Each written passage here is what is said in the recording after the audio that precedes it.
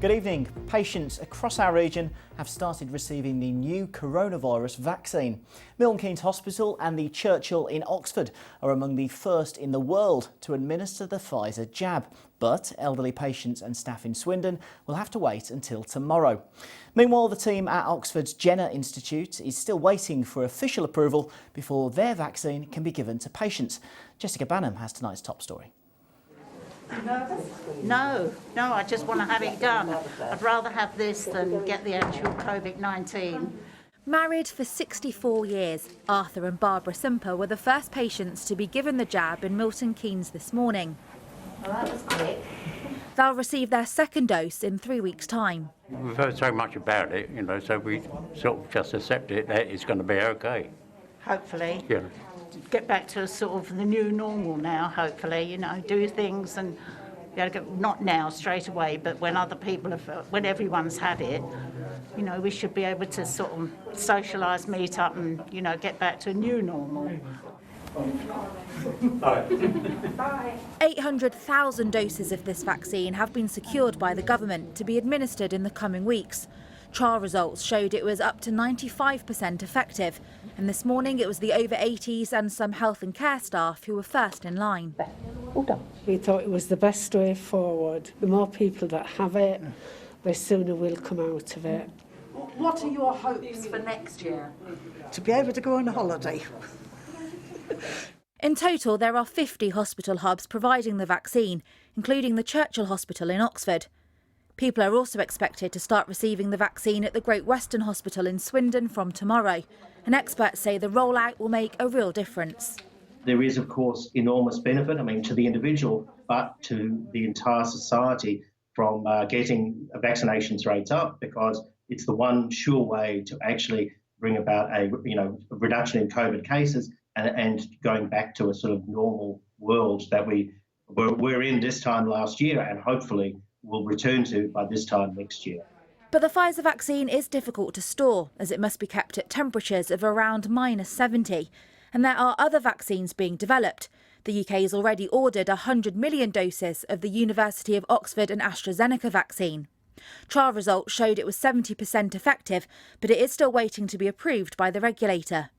If that happens, it could be mass-produced at the UK's Vaccines Manufacturing and Innovation Centre, which is currently being built at Harwell.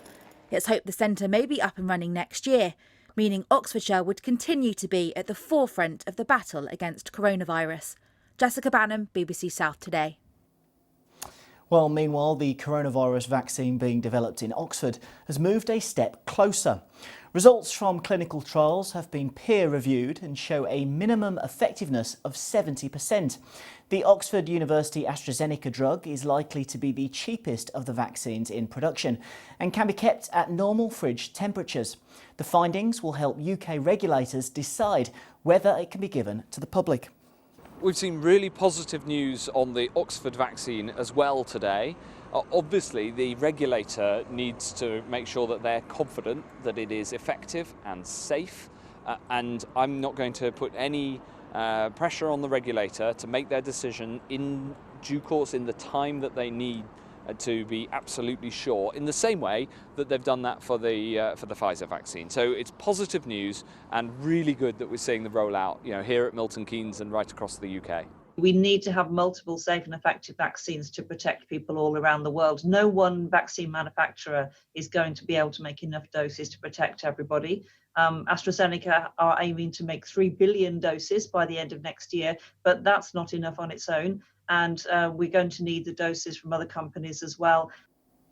The car maker Honda has warned that production at its Swindon plant may be disrupted because transport problems could cause a shortage of parts. Honda has told employees it's currently experiencing vessel delays and congestion at UK ports. It says that although it's looking at alternative arrangements such as air freight, disruption to production could begin as early as tomorrow. Next tonight, a rise in the number of young people being diagnosed with multiple sclerosis.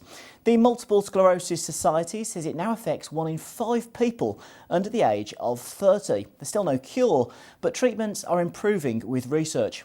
Natalie Verney's been to meet a 25-year-old trainee vicar who's living with the condition in Oxfordshire. Sasha was diagnosed with multiple sclerosis 2 years ago when she was 23 years old. In 6 weeks, she'd gradually lost the sight in her right eye. Fortunately, I've gained most of the sight back. There are a few colour desaturations, so some colours I don't see as vividly. If I'm particularly fatigued or a bit run down, then I can experience quite high nerve pain levels, which is a lasting effect. MS is highly unpredictable, and no one knows how their condition will develop or how disabled they may become. It can either get steadily worse over time or come and go in phases, known as relapses. So it's affected my arms and my legs. I can get pins and needles and numbness and weakness. Those have been the main relapses. So constant pins and needles is very uncomfortable. MS is often thought as a condition for older people, but in fact, 1 in 5 of those diagnosed are now under the age of 30. It's thought that's largely down to better detection. There are treatments available, but there's no cure. That's why the MS Society is trying to raise £100 million. There's lots of treatments available now for people with relapsing MS and some emerging for people with early active progressive MS, but there's still nothing to stop disability progression. And by 2025, we really want to be in the final stages of testing a range of treatments for everyone with MS, so that no one has to worry about their condition getting worse. I think really hopeful that some treatments will be found to cure MS and to reduce the disease progression. To think of a future with MS is a very bright one. So I'm hopeful that some further breakthroughs can come through with the funding and the research. If all goes well, it's hoped treatments that can cure or halt the disease will be widely available by 2030. Natalie Verney, BBC South Today. Everyone knows that Oxfordshire is home to the Mini, but now it's also home to a new company making miniature replicas of classic cars. The Little Car Company is based at Bicester Heritage. Its first model is a Bugatti racing car from the 1920s and 30s. It's 3/4 the size of the real thing and can go at speeds of up to 40 miles an hour. Here's Jeremy Stern.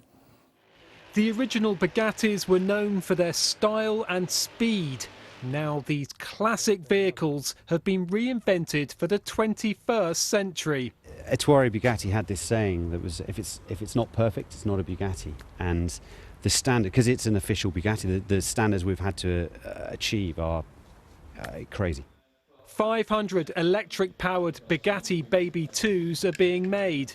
So how much work goes into making one of these cars? With the Bugatti, we started off by scanning every single component of an original Type 35, and then drawing it down to 75% of the original, and then re-engineering it. And we had to sort of, obviously, we don't have the big petrol engine in the front, so we have to make some sort of compromises, and we have to repurpose the fuel gauge, becomes the battery gauge. But it is thousands of hours of work. The Bugatti has taken us, I think, about 18 months to develop, and the same with the Aston Martin. The company is now based at the Bicester Heritage site, the ideal place for a test drive. Well, I've never driven a car quite like this before. The look of it, the size of it, the sound of it, you can hardly hear it purring along. If they want it back, they'll have to catch me first. Ben Headley suffered a broken neck in a high-speed skiing accident in 2017, but it hasn't put him off the fast life. Next year, there are plans for more classic cars. We've got the Aston Martin DB5 Junior, which you can see behind me as well.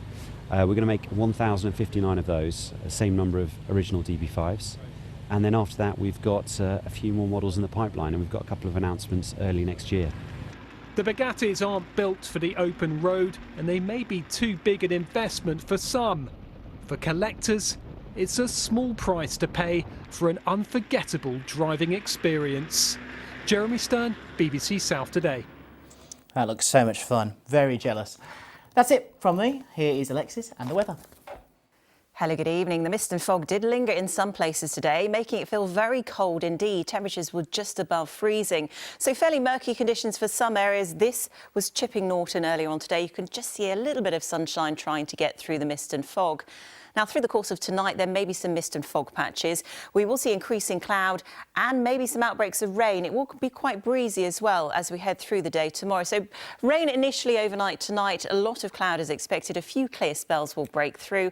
And temperatures tonight under the clear skies could dip as low as freezing or just above. So the chance we could have some mist, frost and fog patches tomorrow morning. Tomorrow morning there could be 1 or 2 showers initially. They will clear away. Through the day we'll see more in the way of sunshine, and then through the afternoon the cloud will start to build for western areas later on, with temperatures slightly higher than today in many locations, highs of around 5 to 6 Celsius. That breeze should help to lift any mist and fog tomorrow morning. Through the course of Thursday, we will see a lot of cloud, maybe some rain from that weather feature skirting away to the near continent. A lot of cloud is expected during the course of the day. There will be maybe 1 or 2 brighter spells, but it should stay mainly dry. It's through the afternoon there is the chance we could see some patchy drizzle where the cloud is quite thick. Here's the outlook for the rest of the week. Friday will be a fairly unsettled day. We'll see spells of rain, maybe 1 or 2 brighter spells, and the winds will be brisk. Saturday, we could see some rain at first, but it will brighten up with some sunshine later, and it will be raining on Sunday.